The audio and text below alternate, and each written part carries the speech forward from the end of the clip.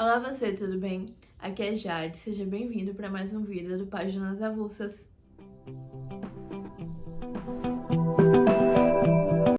Nossa, tinha muito tempo que eu não gravava, mas decidi fazer esse vídeo hoje para comentar um pouco sobre um livro que me gerou uma forte impressão e que me deu a vontade de conversar mais sobre livros na internet de novo, que é O Alquimista, do Paulo Coelho.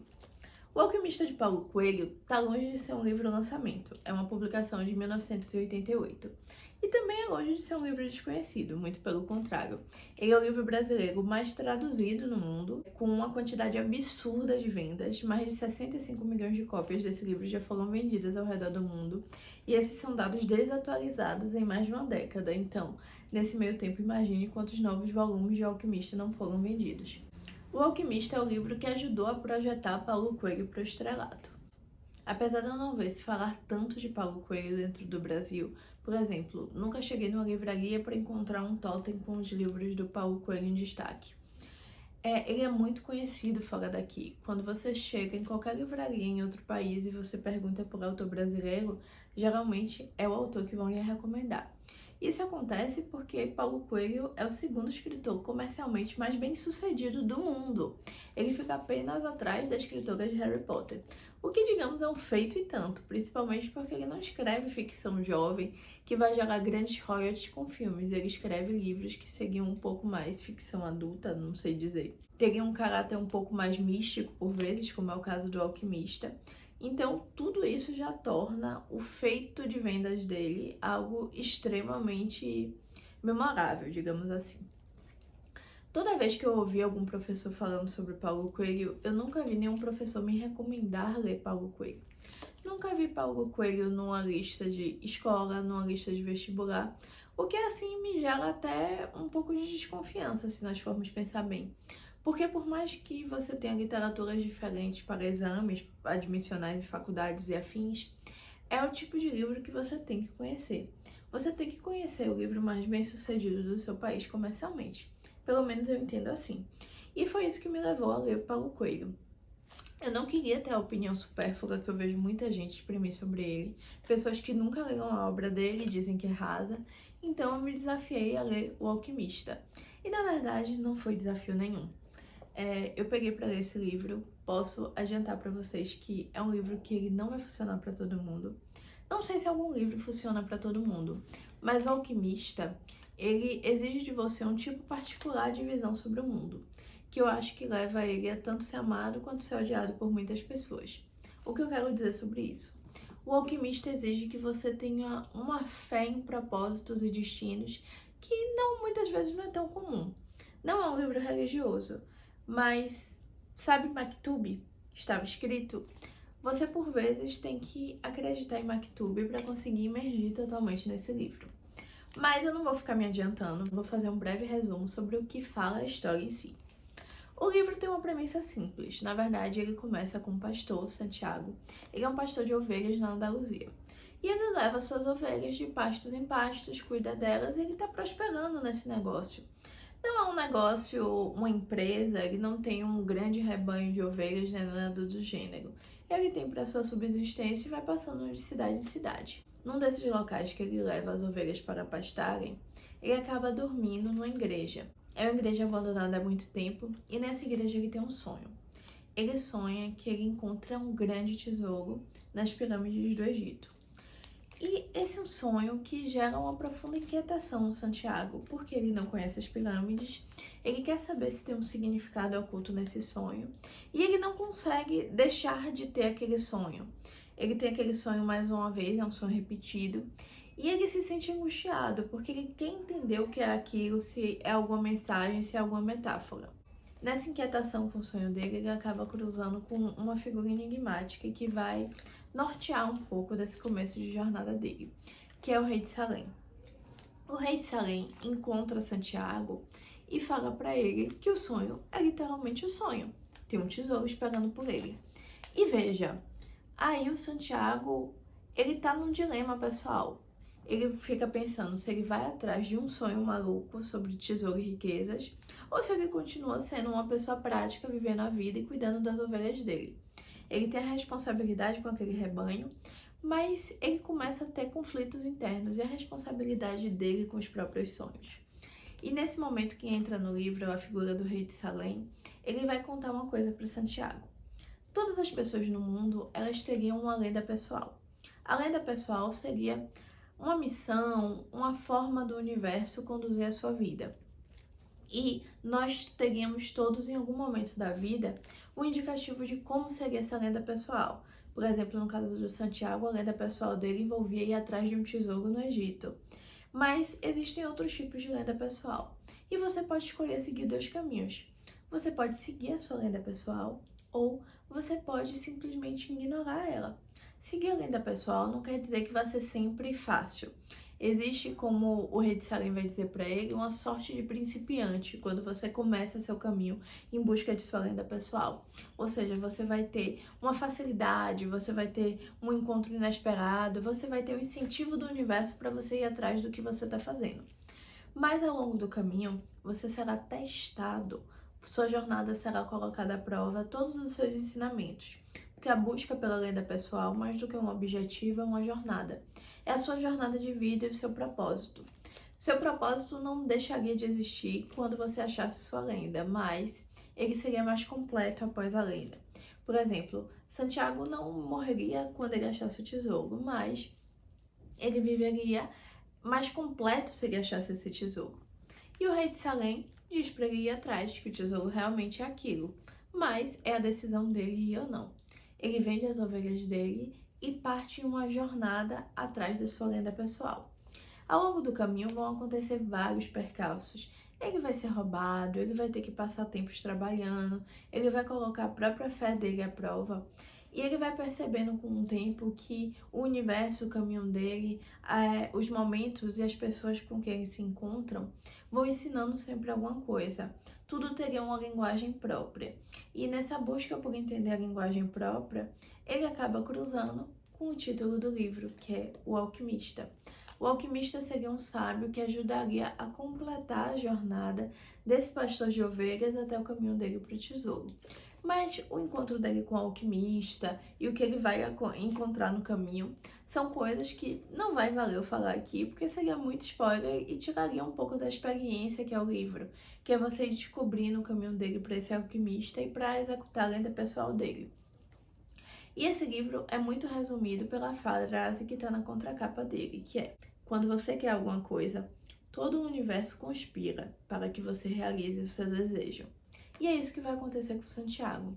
À medida que ele vai decidir seguir o caminho dele, que ele vai apostar no sonho dele, ele vai ter muitos desafios. Mas em todos os momentos decisivos, como ele sabe o que quer, ele sabe o que está perguntando, todo o mundo fala uma linguagem só e ajuda ele a encontrar essa lenda pessoal dele. E vamos lá, como jogar o alquimista para uma interpretação assim, não tão literal?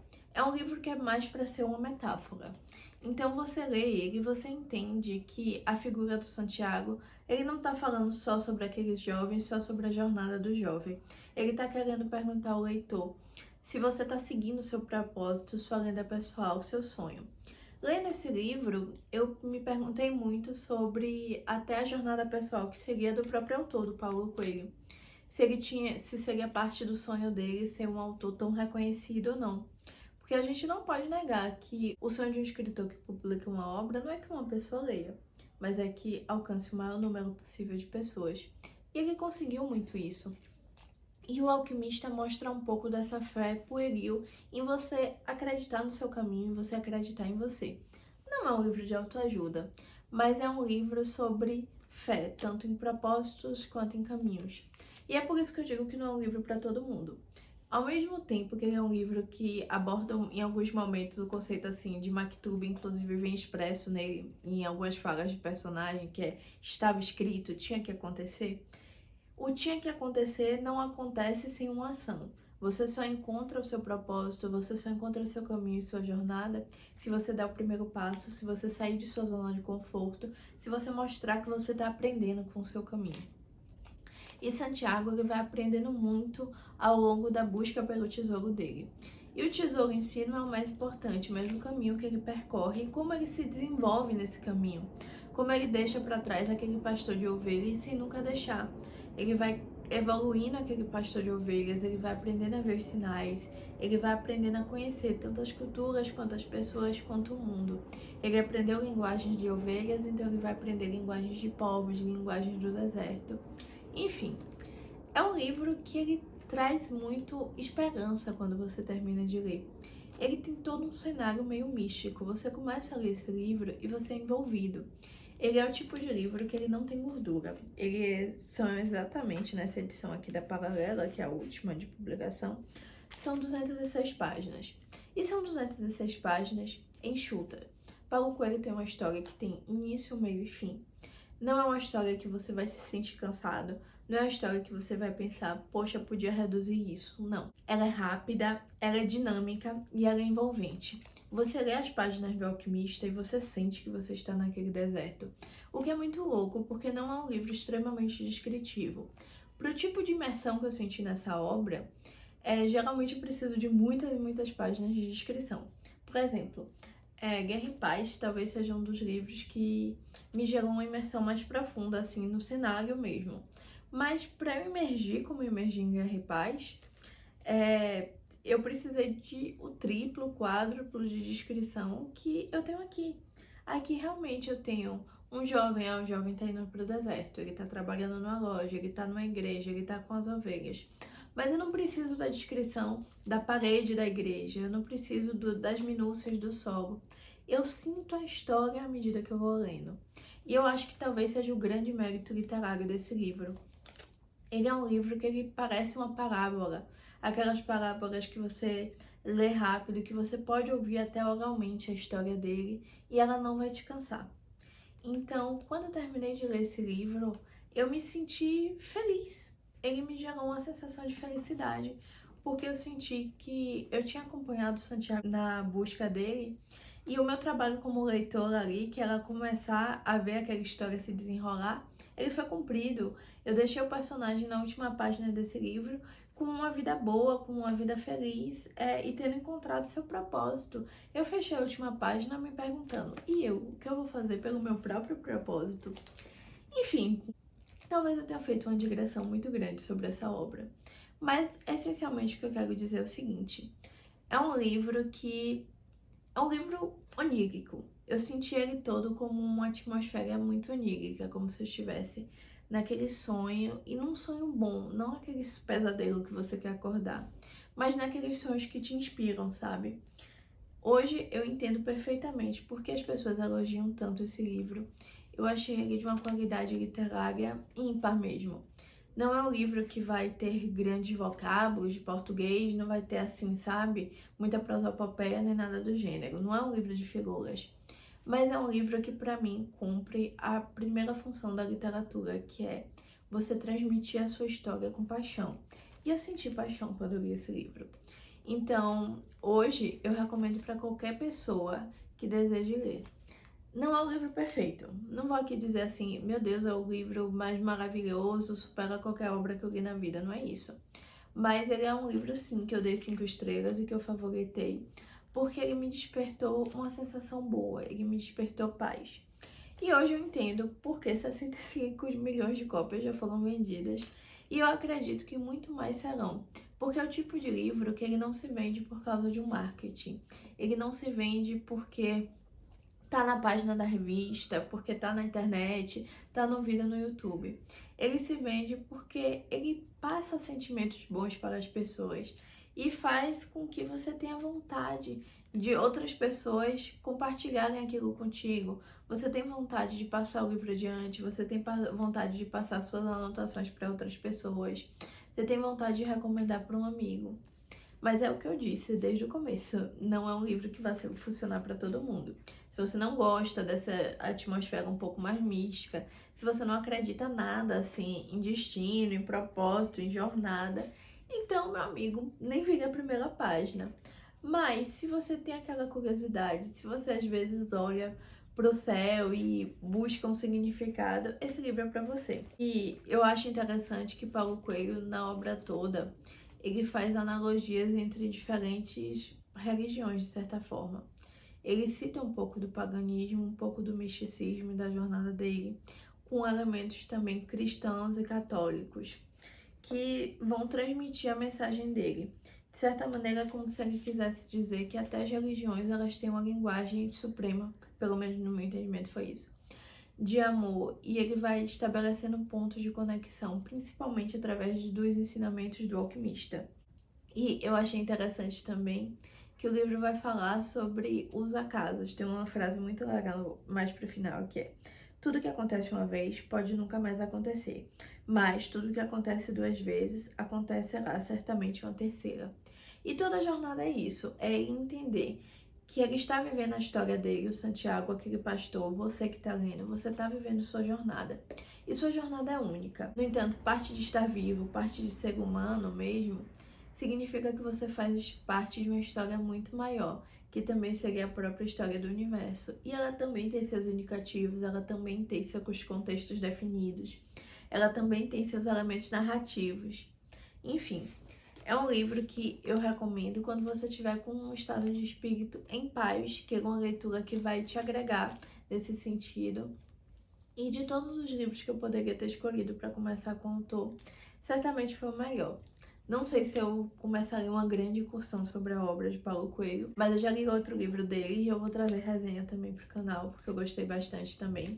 Menos do que O Alquimista. O Alquimista foi disparado meu livro favorito, mas conto pra vocês o que eu achei dos próximos e vou tentar voltar a gravar vidas, que esse livro me inspirou de certa forma. Ele mostra como um livro de mais de 30 anos ainda pode falar com a gente como se fosse publicado antes. Que a gente entende que livros assim clássicos, eles vão continuar nos falando alguma coisa, porque eles transmitem valores de um tempo. Eles são assim o suprassumo da literatura que sobreviveu ao crivo do tempo, então eles vão continuar sendo lembrados, pelo menos a gente tem essa hipótese. Mas esses livros que por vezes parecem mais comerciais, a gente dá aquela ideia de prazo de validade. E o que eu senti no Alquimista é que não é um livro que tenha prazo de validade, pelo contrário. É uma parábola que serve para o ontem, para o hoje e continuará servindo para o amanhã.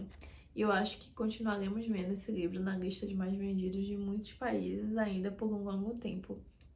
E eu espero que ele tenha mais divulgação aqui, mais edições comemorativas e um pouco mais de destaque também, porque vale super a pena a leitura. E é isso, eu saí encantada, vim fazer esse vídeo, tô terminando aqui. Se você gostou do vídeo, deixa um curtir aqui embaixo. Se quiser conversar comigo nos comentários, deixa um comentário, eu vou ter um super prazer em responder. Estou tentando voltar de fato com o canal, eu passei por algumas coisas na minha vida pessoal que me fizeram não ter vontade de gravar vídeo, nem de fazer nada público na minha vida, mas esse momento passou. Então eu decidi voltar a falar dos meus livros, seja para 1, para 10 ou para quantas pessoas forem. Então se você caiu nesse vídeo por acaso, se inscreve no canal, veja mais um vídeo, não tem por que não. E eu vou tentar estar postando o próximo vídeo na quinta-feira. Até lá, gente. Tchau, tchau.